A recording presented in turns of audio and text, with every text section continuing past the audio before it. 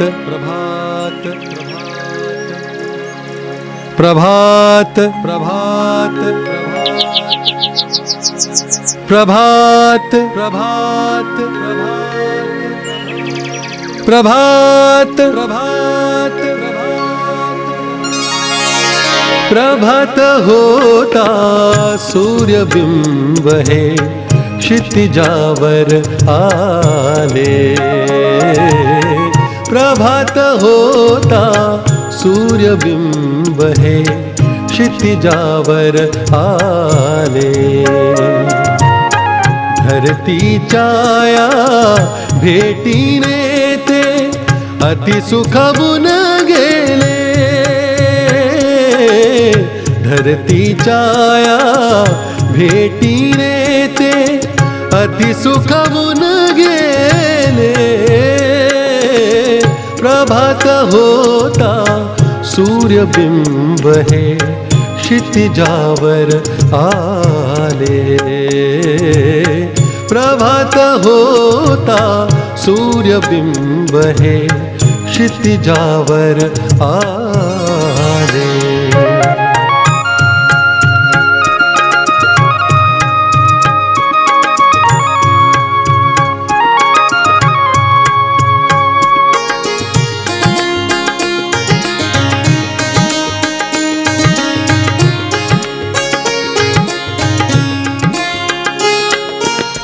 सजली धरती स्वागतास तिज आनंदाश्रू आले। सजली धरती स्वागतास तिज आनंदाश्रू आले। क्षणात त्यांचे मोतियांचे क्षणात त्यांचे मोतियांचे दवबिंदू झाले।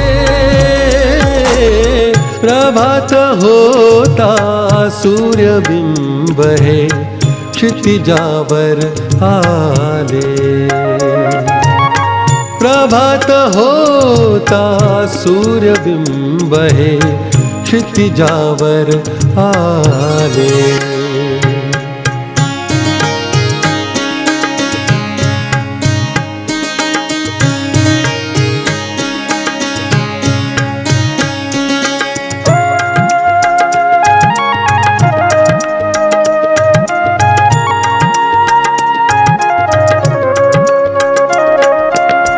मानव प्राण्या उठी रे लव करी।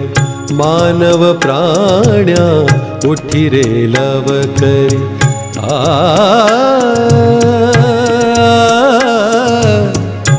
आ आ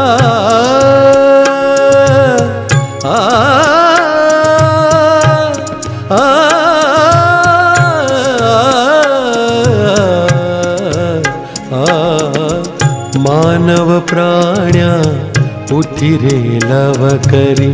मानव प्राण्या उठी रे लव करी। सांगे धरणी माता सांगे धरणी माता। सखा तूच तू या सृष्टीचा। सखा तूच तू या सृष्टीचा। सज्जन हा स्वागता। प्रभात होता सूर्यबिंब है क्षितिजावर आले।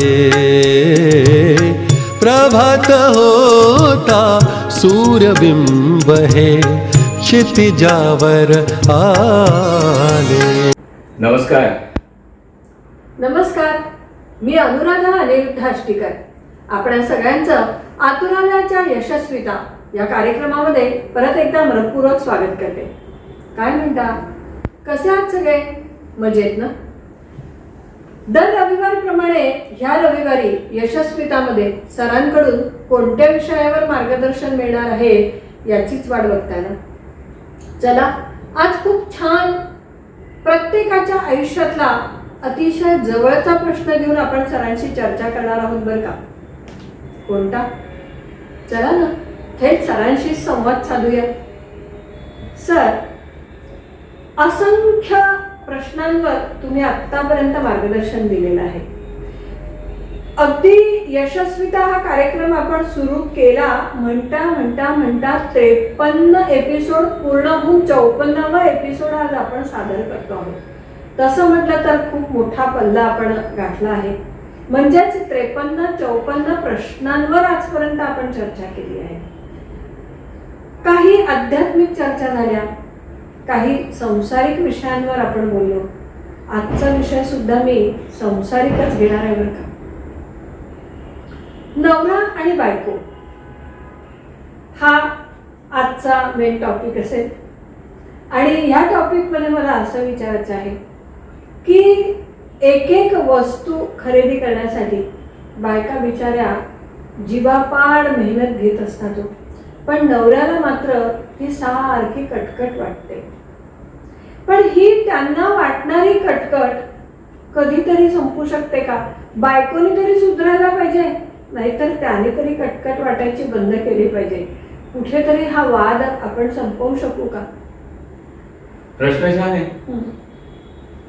सण, व्रतवैकल्य, अध्यात्म, गुरु शिष्य आणि आता सरळ तुम्ही प्रपंचातच आहात. खरं आहे. आणि तो सुद्धा काय आहे तर नवरा बायकोचे प्रश्न. युगानी युग चाललेले हे प्रश्न आहेत, कोणीही सोडवू शकलं नाही. आणि दुसरा भाग तुम्ही फार मोठा सांगितला की 53 प्रश्न तुम्ही विचारले. असं म्हणेन की तुम्हाला अजून खूपच पुढे जायचं. भरपूर. सर, मला असं म्हणायचं ना की आमच्या समोर एक ज्ञानाचा खजिना आहे. मी असं म्हणेन की सागर आहे. आणि त्या सागरातनं जितके मोती, जितके रत्न, जितक्या गोष्टी आम्हाला घेता येतील ना, तेवढ्या घेण्याचा सततच प्रयत्न असणार आहे.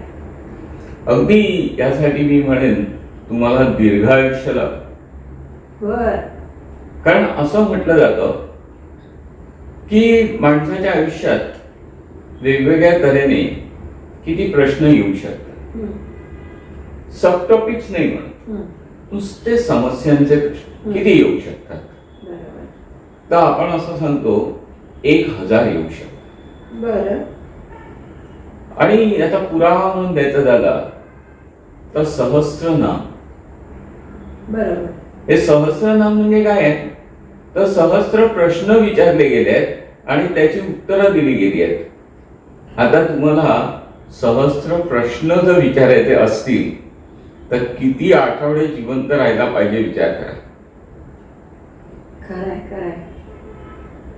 होतील तेवढे प्रयत्न करूया. नक्कीच सर, होतील तेवढे प्रयत्न करूया. मला असं वाटतं की प्रश्नांची उकल जी आपण घेतो आहोत ती वेगवेगळ्या माध्यमातून घेतो आहोत.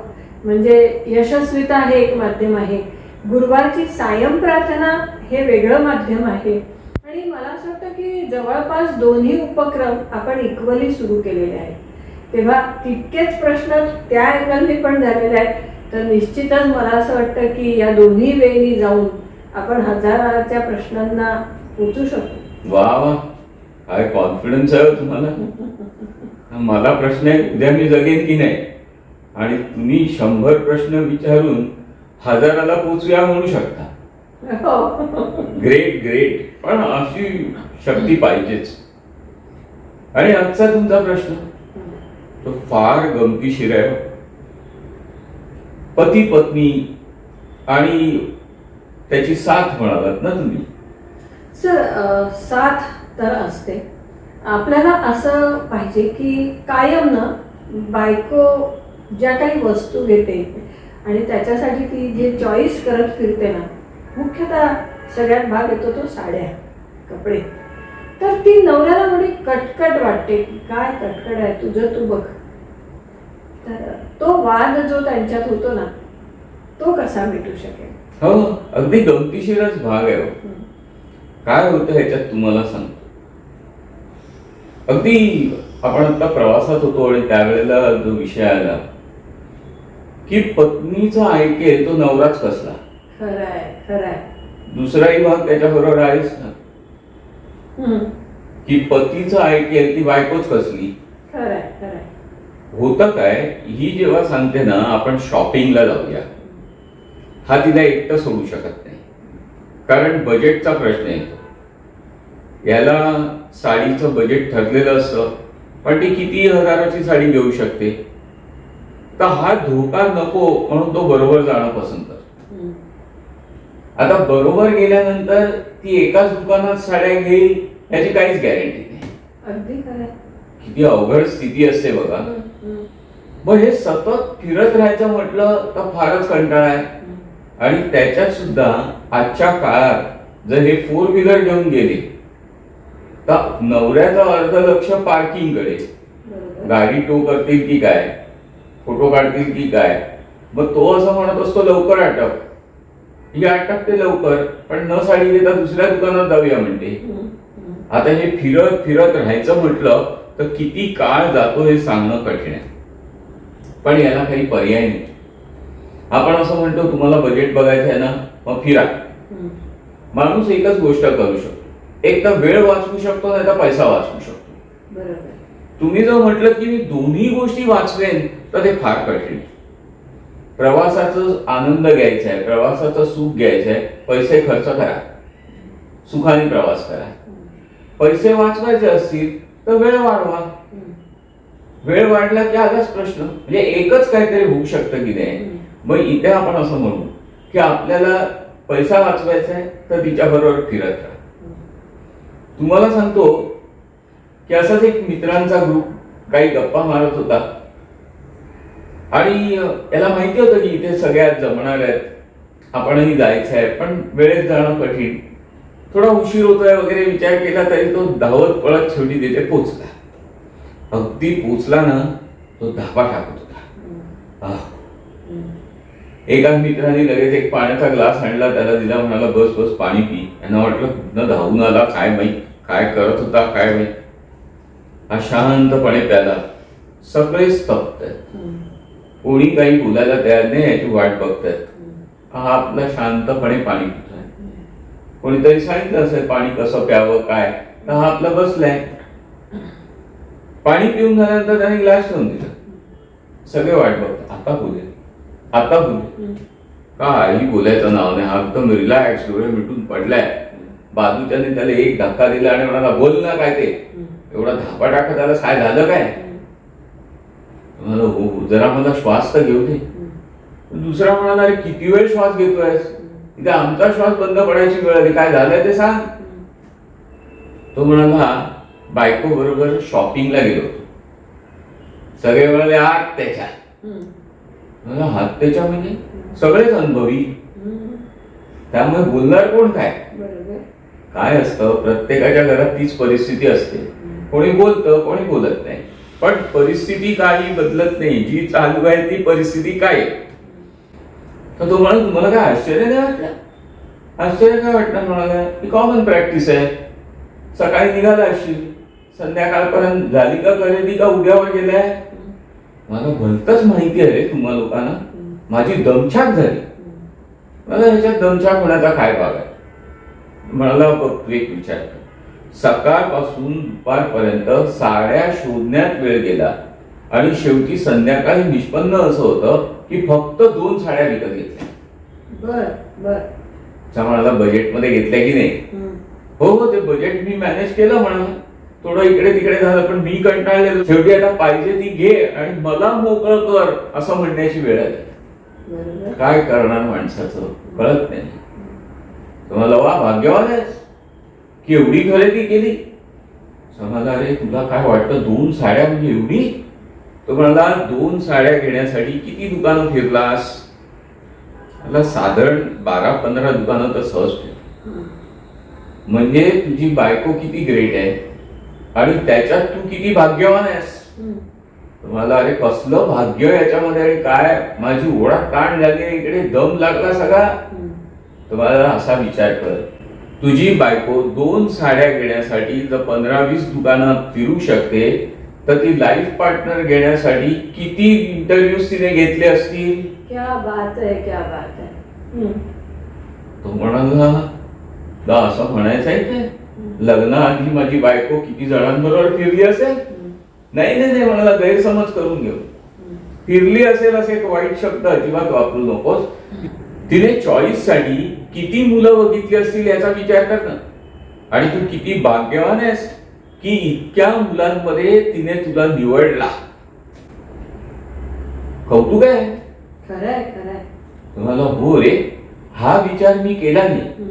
माणसं आहे ना, एकाच बाजूने विचार करतात. दुसरी बाजू किती स्ट्रॉंग आहे बघा ना. खरंय.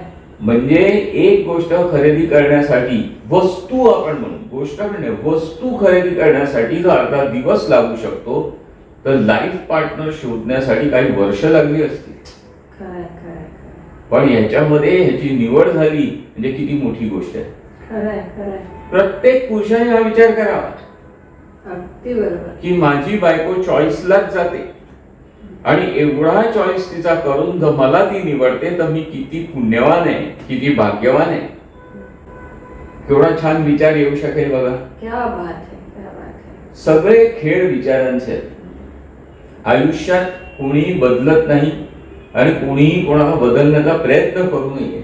अगदी खरं. आहे त्या लाईफचा त्यांना आनंद घ्यायला द्यावा आणि आपणही आनंदात राहावं. आहे की नाही सोपं? क्या बात है सर.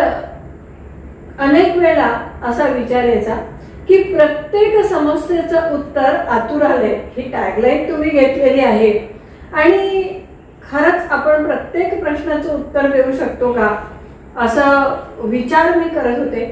पण खरोखर इतके प्रश्न आपण घेतो आहोत, पण या प्रत्येक प्रश्नाला तुम्ही खूप समर्पक उत्तर देत आहात. आजचा प्रश्न म्हटला तर खूप गमतीशीर होता आणि म्हटलं तर त्यात खूप तथ्य होतं.